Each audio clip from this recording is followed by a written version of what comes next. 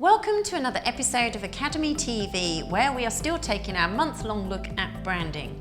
And today we're looking at when is the best time to rebrand.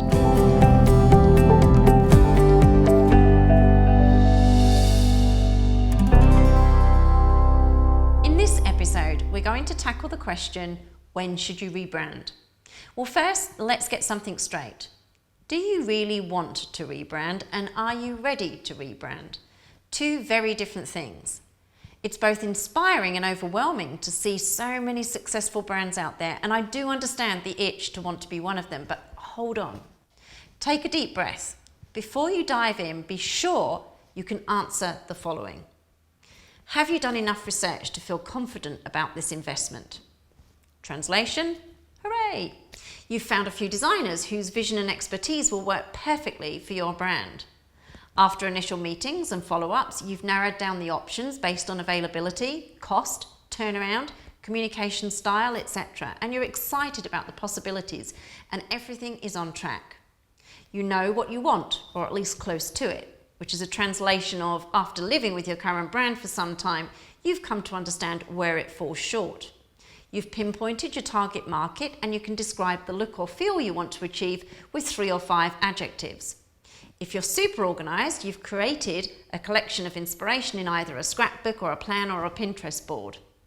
In addition to imagining your new visuals, you've recorded a detailed list of needs. So, for example, logo, colour palette, business card. And you've done enough business to afford a rebrand.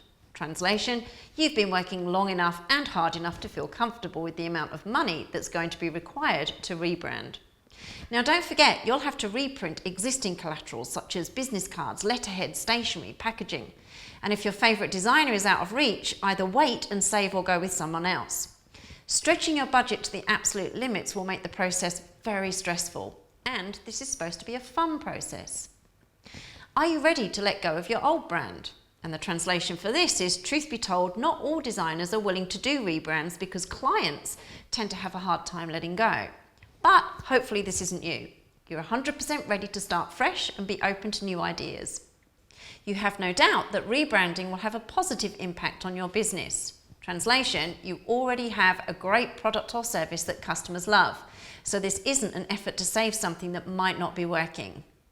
You're pretty confident that either your current customers will welcome this change or your new potential customers will. And if you've outgrown your previous market, they'll be drawn to this look. So, how did you do? Are you ready for a rebrand, or is it time to reevaluate? If you're stressing out, think of it this way. Your customers have no idea you've been thinking about this, so it's not a big deal if you hold off.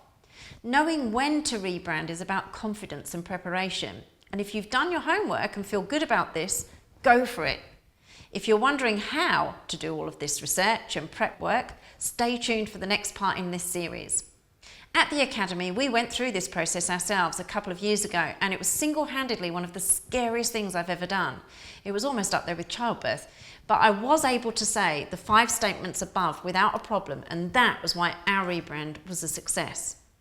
So whilst I have you here, I want to remind you that at the International Academy of Wedding and Event Planning, we don't just train and certify wedding professionals, we're also the publishers of the Wedding Business Magazine, which is a free bi-monthly digital magazine for the wedding industry. And you can get a copy of this magazine by visiting our global blog at weddingacademylive.com.